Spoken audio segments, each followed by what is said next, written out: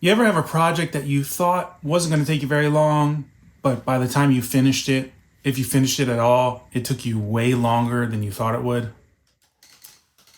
This is that project. So today is an exciting day. I finally get to start building the dollhouse.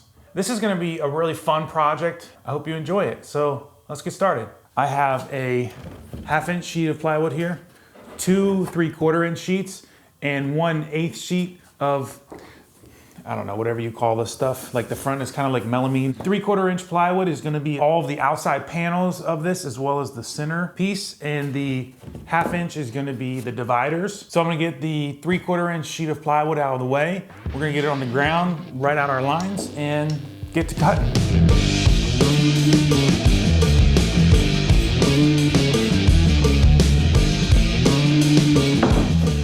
To do this project, you don't actually have to use plywood. That's what we're using, but you could use melamine, you could use MDF, whatever your preference. The more important thing is the thickness of each piece. I'm actually really proud of myself. I made plans for this. I have a cut sheet. I made it in 3D space. So I'm gonna provide that to you if you're interested in doing this build. Yeah, now I gotta get these lines drawn and get this stuff cut up.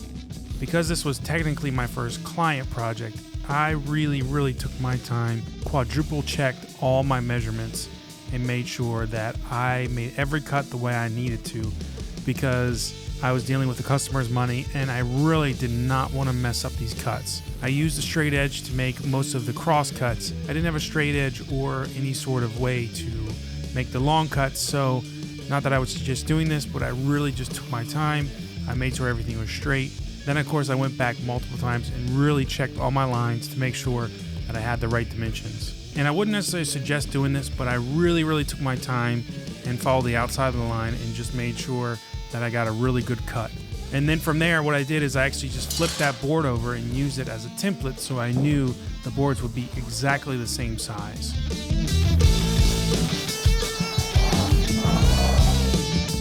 I did it again, and I didn't have anything long enough to cut along, like a straight edge, but I took my time and I made sure that was a good cut.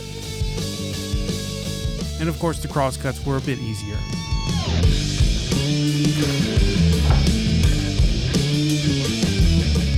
And then I just repeated the process to cut the sides, the top, bottom, middle, as well as each wall that would go inside the dollhouse.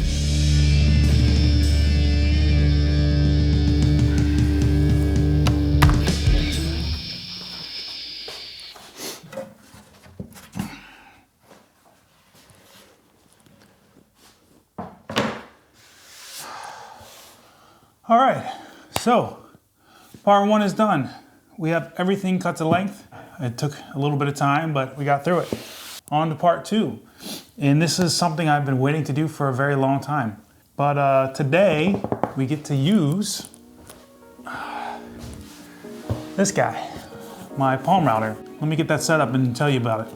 The top and bottom pieces, I'm gonna be cutting rabbets into the sides on the edges so that the side panels can sit in it. It always makes me a little nervous to jump into something like this because I don't wanna mess up, so I usually over measure, and yeah, just wanna get it right, don't wanna mess up.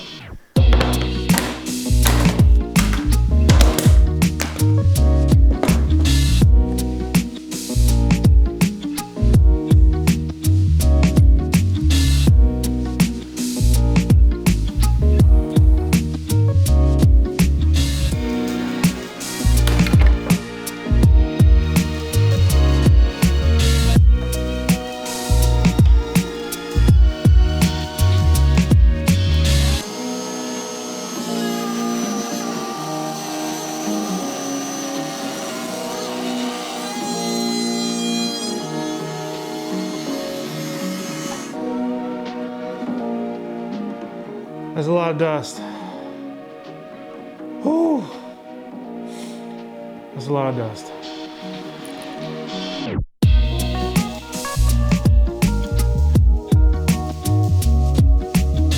So this was definitely a tedious process, but I really wanted a clean look. I happened to have a 1/2-inch router bit. I used it to cut dados and rabbets so that every piece that fit together would be perfectly aligned and there would be no seams. So the outside was 3/4 inch, so I had to make it a little bit larger. but the inside walls were 1/2 inch. So that worked out perfectly, and it was a really nice snug fit. So I'm currently working on the 1/2 inch dividers for the inside of the house. And this is definitely subjective to what you want. So I would say don't follow what I'm doing here and kind of measure it out for what fits your needs best. Figure out what you want in each room and then base the width of that room on those items. So hopefully that makes sense. This is one of those times where I really took my time and made sure that I was cutting on the correct side of the line. If you don't, obviously you're gonna mess up your material, but I didn't really want to go back to the client and have to tell them, hey, I did this wrong, I've got to buy another sheet of plywood. This was just kind of a rinse and repeat. It was very tedious and it was kind of messy, but overall the process was pretty simple. I just really took my time and made sure that I was cutting everything in the right place because again, I did not want to mess this up. So through all this, I ended up making a rookie mistake. I was moving a little too fast and I started cutting on the outside of my line instead of cutting on the inside. So now I have this little, maybe 2.5, 3 inch groove here that I completely messed up on. But the good thing is my in-laws are doing a flooring project and they have some flooring left over. So we're actually going to put some on these. I finally finished cutting all the dados and there's just sawdust everywhere. We're finally at the build stage. It has actually been a few months since I last was able to work on the project. I had to take a little hiatus to do some other things, but I'm here now and I'm excited to get this done. I've got all the pieces behind me and today I'm gonna lay them out. I've got a sheet on the floor to protect it from the glue. I'm only using glue and pin nails to put this together. That was the idea. The idea is to show no screws. Yeah, I'm excited to get this done. So since I was alone at the time, I laid down the sheet. Then I try to remember where each piece went. Something I would highly recommend whether you're doing this project or another one similar to it. You can see I have tape on every single piece and I labeled it because it starts to get really confusing. I use these right angle things to make sure that each corner was a perfect 90-degree angle. And of course I check for square later on. But once I had them where I wanted them, I used clamps to hold it in place. Then I was able to slide in the center and I actually put this in the wrong way. So labeling stuff and making sure you're keeping everything organized, I think for a project like this is super important. This is where making sure everything is labeled correctly comes into play. And once I actually had all the boards in the correct place, then I could start nailing and gluing everything. And let me tell you, there was a lot of nails.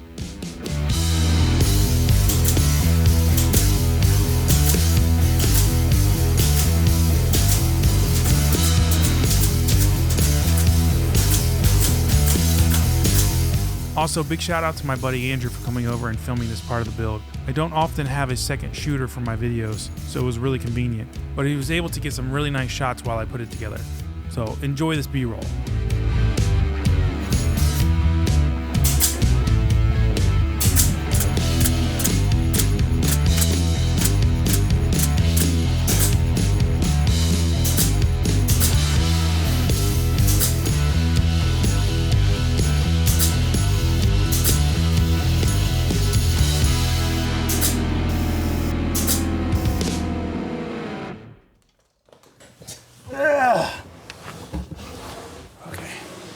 It all stays together. Dang. Come on! Come on! Come on! I hope this is everything they dreamed it would be. So, this is the finalized American Girl dollhouse. So this project has taken over a year, and that wasn't the original intention, but because of life, because of different circumstances, it just took this long. I would say it's still not at 100% because as you can see, the rooms aren't finished, but to give you some background, over the last year, my wife and my mother-in-law have been collecting American Girl doll items. A stand mixer and a refrigerator and a bed and a washing machine, different stuff like that. My wife was very into the dolls when she was younger, and of course now the girls have their own dolls. So my mother-in-law wanted this, and she came to me and asked if I could build it. And of course I was like, yeah, that sounds like a great opportunity for me to kind of try to do something I've never done before. And when it comes down to it, it's a very simple boxed structure It is far from perfect. If you wanted to follow this, I will have plans. You can check it out in the description if you're interested. At this point, the girls can actually come in here and play with it. I am gonna get their opinion, see what they think of it, and we're gonna wrap up this video. But if you made it this far, thank you so much for watching the video. If I've won over your subscription, I'd love for you to hit that button. And even if you just give me a like, that helps me with the algorithm. You don't have to make it this big. This thing is ginormous, but it seems like everybody's pretty happy with it. So thanks for sticking around and watching the video, and I will see you guys in the next one. I have to ask you girls, what do you think? What do you think of the dollhouse? I really like it. Yeah? No, That's the garage. That's the bathroom. Yeah. There's a bathroom. Yeah. I'm glad you girls like it.